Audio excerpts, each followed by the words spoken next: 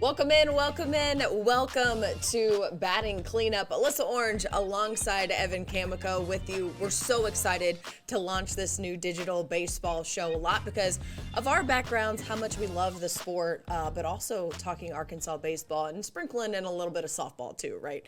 We're going to have some fun, Evan. 100%.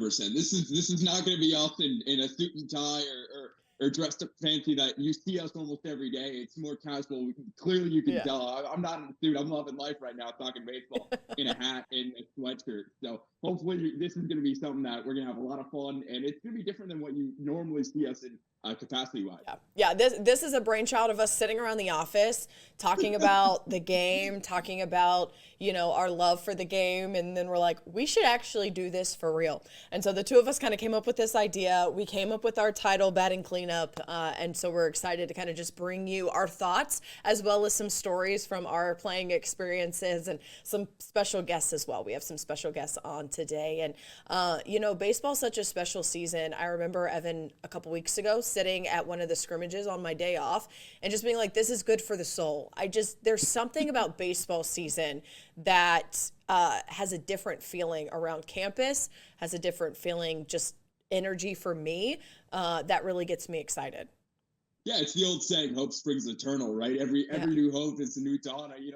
Fan growing up and Yankee fan, like for so long we didn't see rings in Chicago, and every year it was hope. Then it finally happened in 16. Yankees a little different. Seeing one Yankee ring in my lifetime was cool. The 26 others, that's a whole conversation for another time. But going to Baum, and I remember when I first moved in and back in May, and just seeing the atmosphere was the South Carolina-Arkansas weekend, and that was just so cool. I only got there for like 4 innings, which was a bummer because of don't ask about my home dresser incident. That took me 3 months to build a dresser when I first moved in. But just seeing the whole atmosphere there and seeing everything was awesome. And then I'm just so excited for baseball season here. And you go through the season, football down here, basketball down here, women's basketball. Maybe they'll make the tournament. Conversation for another podcast. But now it's baseball and softball season. Softball off to a great start last weekend, and baseball cannot wait for that to start tomorrow. Yeah, it's fun. I'm wearing this shirt specifically for today, and some Arkansas fans might remember it. It says baseball makes everything better. And to kind of start things off with a story, because I do think baseball makes everything better, but we got these T-shirts a couple years ago when we were at the 2018 College World Series, I believe. I'm going to double check 2018. There was an Arkansas fan named Brock Anderson who was there, who had stage 4 cancer. His whole dream was to go to Omaha, and he was surprised on Father's Day with some tickets. We met him, got to talk to him in Omaha, and he had these T-shirts made to kind of help raise money for some of those medical bills. Unfortunately, Brock passed away in 2020, but these shirts still ring true. Baseball makes everything better, and it's a game that really brings people together, I think, too. And the thing about baseball, where people are like, it's not a sport. We can talk about that at some point in the future, but baseball is an experience, right? Like, you don't go to a baseball game to be locked in like you go to a football game or you go to a basketball game. You go to a baseball game to take in the atmosphere, enjoy, listen to all the cheers of the stadium and the sounds. And obviously they just released the Sounds of Baum, which is very exciting. But you go for that experience and the atmosphere there because there's just so much more than just a game about baseball. And that's what makes it so great. My friends call it snack time. Like, you can eat while you're playing baseball. You can eat while you're watching baseball. It's just a fun time. And there's nothing better than being on a diamond and being out there, just experiencing the sounds of a gorgeous, summer afternoon or a 2 p.m. first pitch. It's just, just a love for the game that I think we both have. It's something that I'm excited to share with fans who don't necessarily get to see that when we're talking about all these other sports in, the other seasons. And so that's what we want to accomplish here, right? We want to talk about our experiences, share some really funny stories, because both of us have fun stories from when we were playing, but really bring people in, talk about Arkansas, talk about the game, talk about, I don't know, probably going to throw a Dodgers reference in here. You're probably going to say something about the Cubs. So, we just want to have fun, and we want you guys to be a part of the conversation, so we're happy to bring you guys in as well. Evan, I started playing the game, and it's funny how it happened. I moved to Virginia when I was about 6 years old, and my parents signed me up for soccer because I feel like everyone plays soccer first, right, when they sign up for sports. Yeah, my head coach was awful. He, it was one of those co-ed teams, and he just yelled at everyone. He was like, "You run like a pansy," like screaming at his own daughter. And my parents were like, nah, we're out. So I stopped playing soccer after a year, started playing softball. My dad was my coach, and that was kind of it. At 7 years old, I picked up a bat and a ball and a glove, and didn't stop until I graduated from high school and decided to not play anywhere else and go to a big D1 school. Like everyone understands where I went to school, so I don't need to bring that up. But it's a game that I loved and I played on so many levels. And it's cool. I still have my very first glove. It's in Finn's closet right now. Maybe one day he'll be able to fit in it soon. But it's a sport that brought me some of my best friends. It took me around the country. And it taught me a lot about adversity, being coached by people we might not necessarily have liked at certain levels, and, being around people with 100 different backgrounds that you all have to come together as a team. And I think, like most team sports, it's exactly what baseball does. And I think baseball maybe does it a little bit more than any other sport in terms of bringing people from so many different backgrounds together on a roster. And that's the great thing about baseball, right? It's we look at it as, oh, it's a slow game. It doesn't move that fast. But when you're out there on the mound as a pitcher, you got to rely on the guys behind you. A ball's not going to, like in football, for example, an offensive lineman, you're going to be involved in every single play, right? Like a left fielder, you're not involved in every single play, but you have to be ready. And that's the whole point of the team aspect of the game. And just growing up from a young age, I mean, going out there and remembering, like, T-ball when I was little, just swinging and being out there was always fun. Always, wanted to be the shortstop. And growing up, obviously, in New Jersey, and just seeing the shadow of Derek Jeter just around the entire state of New York and as well as New Jersey, because and this is one of my conspiracy theories that people are like, oh, it's the one team has to belong to Jersey. Why can't it be the Yankees? New York fans are going to hate me that I just said that. But the whole point of that is just growing up, and it's just such a fun sport, and being involved throughout my life. I tried everything. I once had to go play tennis and was like, I'm kind of done with baseball. Wanted to go try the whole tennis thing. That lasted about 6 months. I was like, I just can't do it. I'm just a team sport guy. And my tennis career, I mean, I lost a lot. Don't get me wrong. But I also lost a lot in baseball. And then you have the highs and you win a lot. And you can see kind of pictures from us on that opening slate when we were younger. And it just shows kind of the love that we've had ever since a young age for the game. Sure. I tried to find some of my really, really little pictures, but those are locked away somewhere that I don't even think my mom knows where they are. Maybe by the end of the season we'll find some. I also grew up, my grandfather was a scout. This is another story for another show about just connections, because my grandfather was a scout for the Orioles, and so obviously that played a lot into the factor. And I grew up a Dodgers fan. I mean, I was wearing Dodgers onesies. Born in 87 and 88, they won the World Series before they won it again in 2020. So we got a lot of baseball history. When did you start playing? How old were you? Ooh, probably about 3, 4, around like T-ball age. Whenever you're old enough to play T-ball, I want to say. Okay, and then played through high school, right? I played through high school. You can actually go look if you Google my name. The fourth link that pops up is the perfect game of Evan Kamiko. Like I have a perfect game account. On it says my right age, but it also says I'm only 5'4". I'm not 5'4" anymore. Perfect. If you are watching this, please fix that. But no, I grew up. Like I said, I've lost a lot in baseball, but I've won a lot in baseball. Had a really successful high school career. Finished up being all conference honorable mention my senior year, which was awesome. Been a part of a couple championship teams at the high school level, won our county, won our district tournaments. Played for Little League World Series when I was younger. No, I didn't ever make the Little League World Series. I'm still salty. Nutley, I'm looking at you.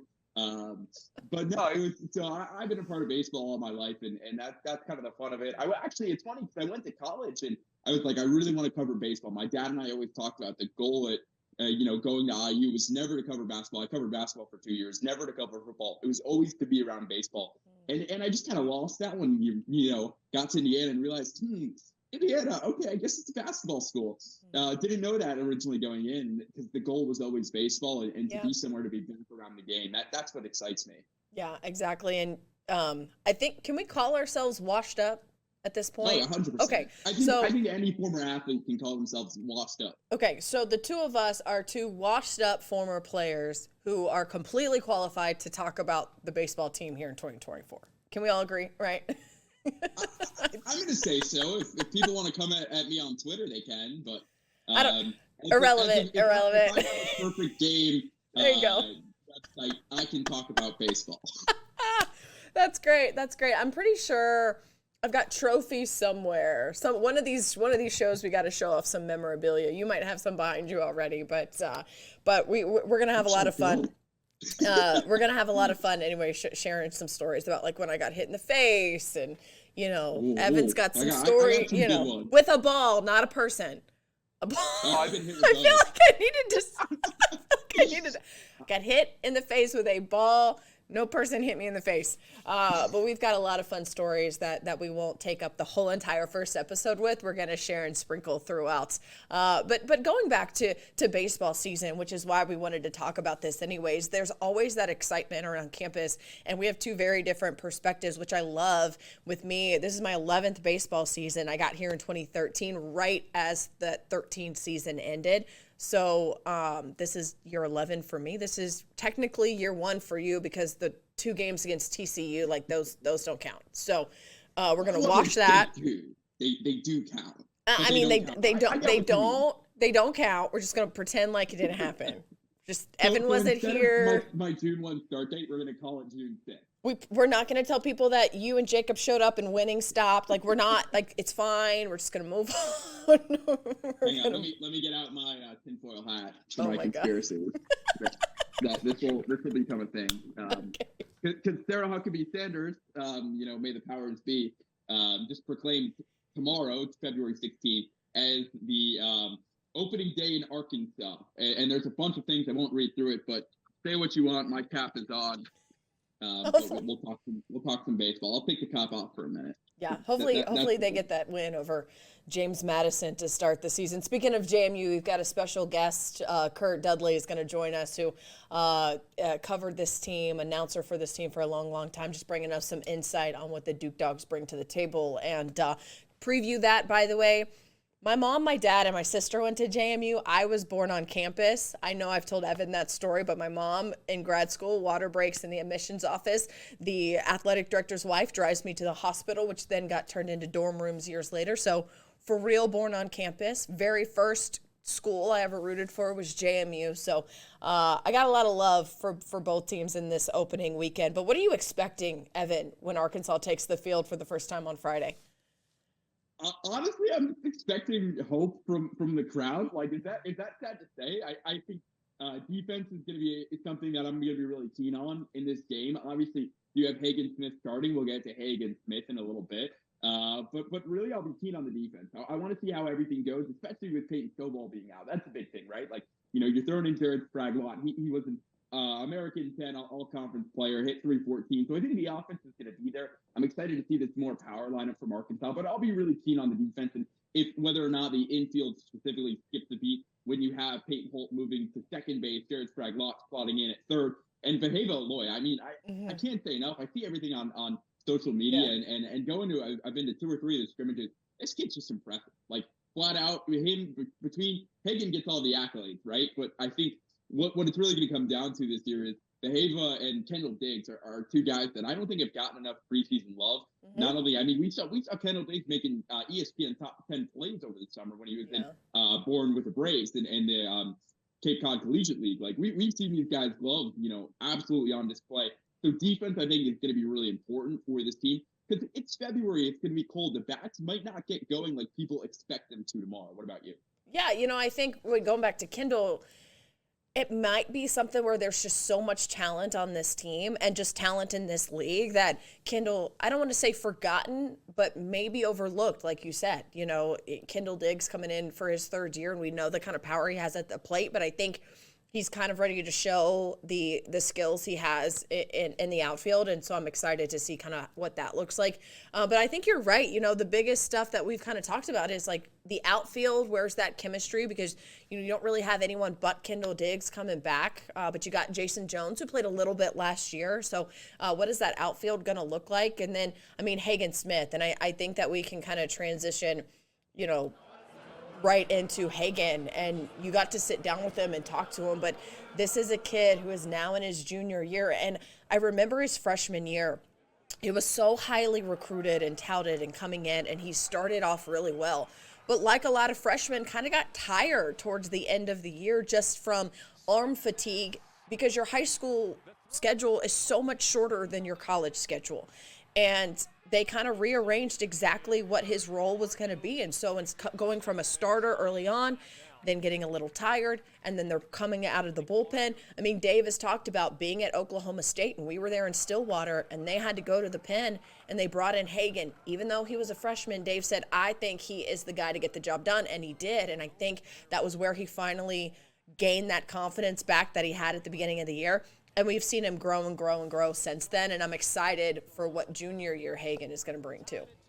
Yeah, and subtle plug really quickly, that whole conversation coming up tonight in our PPN baseball special. So definitely tune in for that. But I think the whole thing with Hagan, what strikes me when sitting down with him for the first time, it's that shy confidence. And he wasn't out there when we were talking saying, I've improved all of this. It's focusing on the small things for Hagan, the mechanics, the simple things of getting your body right and being healthy and being able to sustain. When you're playing high school baseball, your season is pretty much April 1, give or take. At least mine was in New Jersey. It was April 1. So pretty much in middle end of May, you had your tournaments around then. Now you're going a whole month and a half earlier. You're starting February 16th. Then you can run until June 28th is, I believe, the last game of the season. Yeah. So I think with Hagan, it's do you have that ability to be consistent for a season? We saw it a little bit more last year. And again, he'll continue to develop this year. But I go back to just the shy confidence of the guy. Like, he said to us, he was like, I think this team's going to shock people. But what shocked me about him was you think when you hear someone who's shy and doesn't have a big personality like Hagan necessarily does, he's got a great personality after we got to talk to him.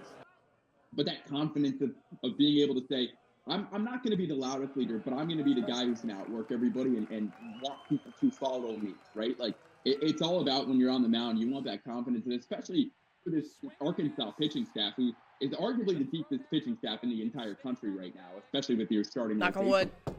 Yeah, well, there you go. The Arkansas pitching staff is arguably, deepest in the country. Yeah. And I think that's a big thing when you look at Hagan and what he's done and what he's shown over the last couple of years and the growth. Last year, 3.64 ERA, that ERA ticked down a little bit. And this year, every single list that you can imagine this guy is on, it's like, how do you keep up with that pressure? And how do you handle those expectations? And again, it's that shy confidence. It's smooth. It's I get it, but we haven't played yet. And that's the hunger you want to see in a pitcher, especially a starter who's going to lead this kind of staff.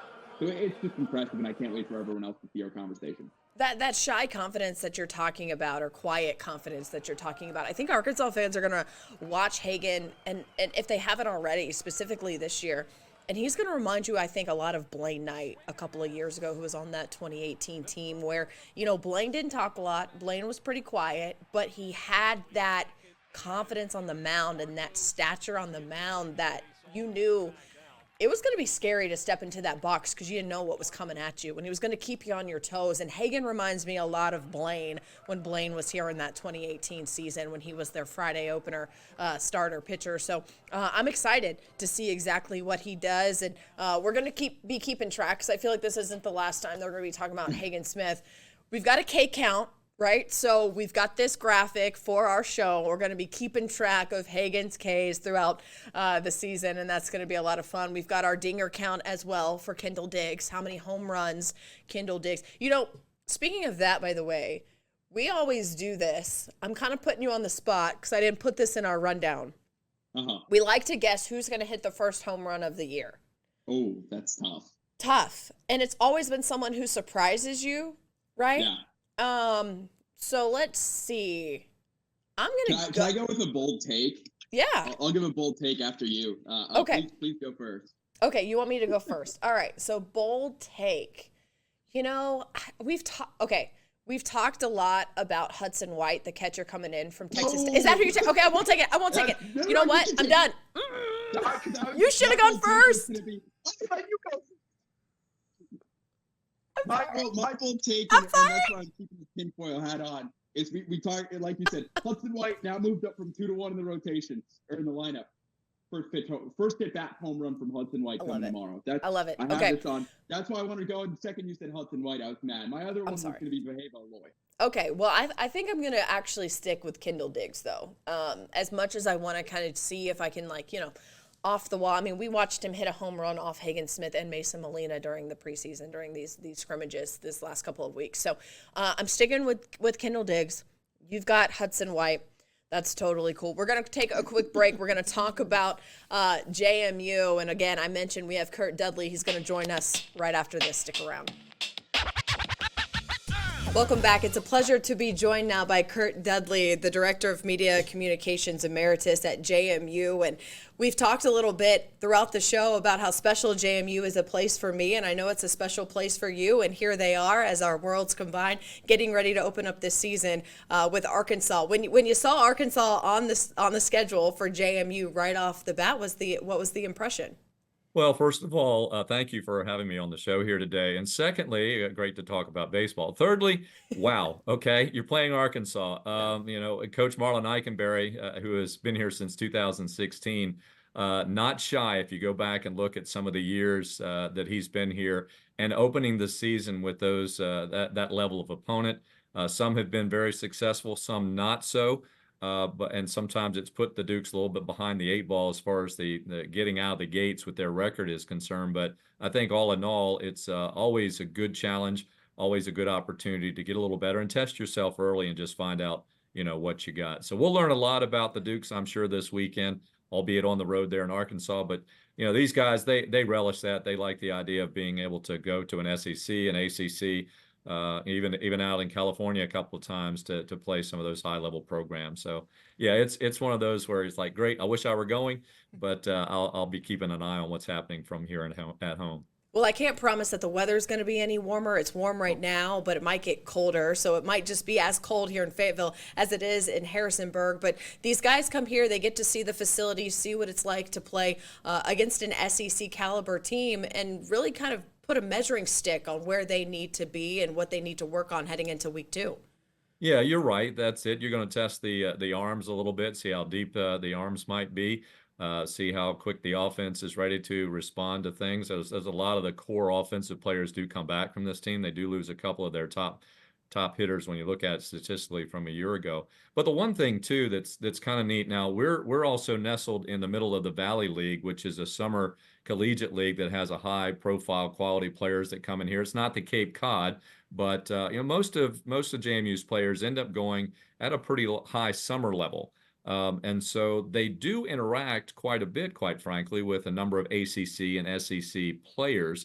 Not maybe a full team of Razorbacks, so to speak. So they do have some familiarity with that and welcome the opportunity to go up against them, in this type of format. And yes, of course, going into the guys, we had a meeting with 4 or 5 of them earlier this week and just asking them that question about, hey, you're going to get a chance to go down to Fayetteville. And just that they do enjoy the opportunity to see what that atmosphere is like. Playing in a true SEC baseball atmosphere. We know how crazy it can be. I've got some great stories throughout the years of how players interact with fans and just how that all goes. So it's a learning experience for them. It's an experience that they'll remember for many, many years to come, I'm sure. I will have to say the fans in the Hog Pen love to heckle the outfield, but it's all in love. So let them know that. As I'm looking at this team this year, a name that jumps out to me that's got a lot of preseason love is Fenwick Trimble. He's a junior outfielder, and so is he kind of the guy that's centralized on this team? Yeah, I think so. It does pivot around him quite a bit. Fenwick from Virginia Beach, Virginia. We had a guy by the name of Chase DeLauder a couple years ago that is now moving up in the Cleveland organization, was a first-round draft choice, number 14 overall. And so Fenwick kind of slides right in behind Chase. May not have all 5 tools that what Chase did, and maybe not the attention, but he's probably right now, from a position player standpoint, the best prospect on this team, professionally speaking. He's very level-headed, very even keel. The question right now, and we don't know this where we are at this point of the season or preseason, is does he play in right field or does he play in center field? That's really the only question with him. And you'll see him at the top of the order somewhere, 3, maybe 4. Depends on what Coach Eikenberry wants to do and how he wants to approach things. But yeah, he's the guy from an offensive standpoint to really hone in on. With you've got some guys that have a lot of experience kind of coupled in around him. Again, a little bit of a change at the very top of the order from last year, so that's going to be a little bit of an adjustment. The one thing though is that Mike Roberts is in his second year as the hitting coach for the Dukes. So they're hoping that that transition that is now behind them makes things a little smoother. And many of the players have talked about they like where they are offensively, even though it is just February. Yeah, where's the strength of this Dukes team? I think it's in actually, it's not where a lot of people want to traditionally look as far as college ball is concerned with the long ball. I think the strength of this team is one that is going to really try to manufacture runs with a small ball, making sure that they are putting, if you got a runner on second, let's hit behind the runner. Those really kind of old school traditional scrappy baseball playing style. They're not worried about going out and swinging for the fences all the time. I think home runs will come to some of these guys this year. Trimble is going to be one of those that can launch it out of the park on a pretty regular basis, I think, if they just stay within their system, stay within their process. So I think they're going to try to manufacture some runs, try to continuously put pressure on the pitchers and the defense by getting as many guys on base as they can, not necessarily circling the bases as many times as they can with a long ball. Yeah, I'm curious, if you look at the season overall in all sports that JMU has had, you had so much success in football. You're having success in basketball right now. Is this baseball team kind of ready to carry the torch? It's very interesting that you say that because let's go back just a couple of years. As James Madison left what is now called the Coastal Athletic Association, the former Colonial Athletic Association, baseball was the main sport that I think many of long-term JMU fans and followers was most concerned with, because let's face it, the Sun Belt is a pretty good league. It's right below all the Power Five. Actually, it probably goes even better than a couple of the Power Five leagues. Not maybe in the Southeast region, but I think it's just as good, if not better, than maybe the Big Ten. And at times, in many regards, what was the Pac-12. So it is a very good baseball league. So there was some concern about where they would fall in. And what I tried to do is educate our students and excuse me, our fans all in all, and our students for that matter, that if you're in the middle of the pack in the Sun Belt, just like if you're in the middle of the pack of the ACC, that's a good season. There's a chance you're going to go to the NCAAs. If you did that in the Colonial, that's not such a great season. You're going to have to earn your way there by being the regular season champ, maybe finishing, winning the title, which earns you obviously the automatic berth. But what's interesting, though, is under Coach Eikenberry, now they finished 31-25. That was the best winning percentage the Dukes have had in the time that he's been there. So you move to a stronger league, you actually have a stronger winning percentage against tougher competition. So this go round, they're trying to find out, well, can we validate this a little bit? And thus another reason why I think that Coach Eikenberry went with an SEC opponent here out of the gates. We're looking forward to a 4-game series. And again, I've been singing the JMU fight song since I was a little girl. So Hog fans, if you want to hear it, I might sing it for you if you find me at the ballpark over the weekend. And I will have purple on one day. So I've made that promise. I'm excited to see the Dukes and the Razorbacks battle it out on the baseball diamond. Excited to have you, Kurt. Thanks so much for joining us. My pleasure. Good luck all season. Enjoyed it. Thank you. All right, welcome back. Hope you enjoyed that interview with Kurt. Really fun to be able to catch up with him. He's not going to be up here like he mentioned, but hopefully JMU has some fun. I think the weather might be a little better here than in Harrisonburg this weekend, so at least it'll be a little bit warmer. Maybe on opening day. Yeah, but it'll be fun. All right. Going to end on a fun note because we do this every year, and one of my favorite days of the year is when they release the walkout songs, which is so fun. And now they've started that Spotify playlist of everyone's walk-up song, which is genius. And so let's show you. The only downside of that, and I don't know if you have it pulled up, is that I'm not a fast enough reader so where I could see the name. So it took me like 3 or 4 times to have to slow it down. Well, you can hold the cursor over it. I'm also not on Spotify. I'm an Apple Music guy. Oh, okay. So we're on the website. On so we're Spotify. Yeah. Does it let you see the player by song? I don't think so. I think it's just a list of the songs. No, so I'm on the website. You can sit over here and roll and scroll. They're like baseball cards. So I think it's pretty great. You've got Hagen Smith, who has God's Gonna Cut You Down by Johnny Cash. Colin Fisher has Black Betty, which is amazing. He's going to start on Monday. You can just scroll over everyone's. Dirty Diana by Michael Jackson, Parker Coyle. Got mad respect for that. I loved Hudson White going with White Horse by Okay. Chris Stapleton. Yeah. Gage Good Wood, one. Family Affair by Mary J. Blige. Love that. So Saw some Drake in there. it's a lot of fun. You can go over there on their varies. website and you can check it out. And so here we are. You're up to bat, Evan. What's your walk-up song? Okay. It's tough because You got mad at me for going first on the home run, so I'm letting you go first this time. I have two that I Okay. always use, and on my senior day, I actually used. I think I used "Can't Stop" by the Red Hot Chili Peppers. But like Okay. when I was younger in club ball, like ever since like 2017, I'd have "The Chain" by Fleetwood Mac, and I would Nice. get to the part where like it kind of ramps up and the chorus almost drops. Just to get me a little hype, a little going. Typically, I'd strike out after I would do that in my head. But still, like it doesn't hurt. So those are my two walk-up songs, I would say.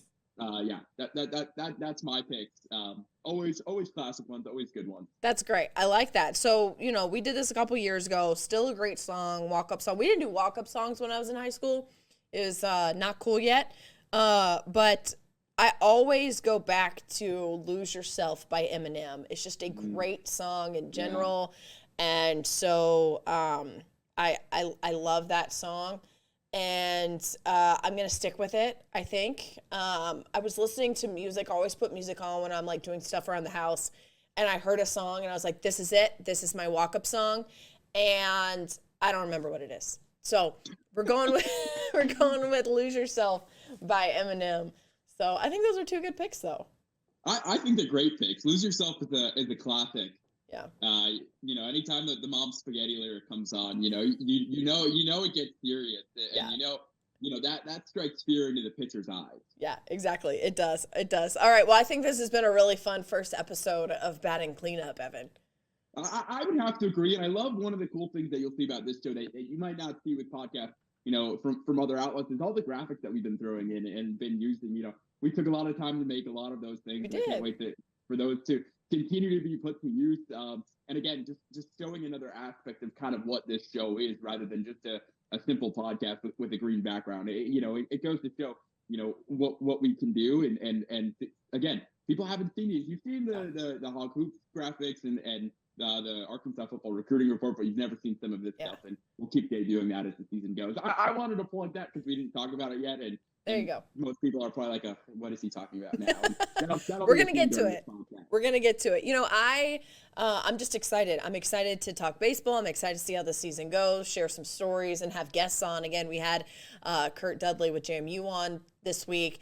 Love to get Phil and Bubba, some former players, some players' parents on. And so it's going to be a fun season for sure of Batting Absolutely. Cleanup. A good inaugural season of Batting Cleanup. Guys, thanks so much for joining us. By the way, if there's anything you want us to talk about, comment on our story. Let us know exactly what you want us to talk about and we'll answer. We might have grab bag days once a month where we answer some of your questions. And so we're here We to gotta have get you a guys fan interact base, with though. us. Yeah, well, it depends on what We'll you have to ask. like this enough. Right. You never know. Thanks so much for joining us. We'll see you next week.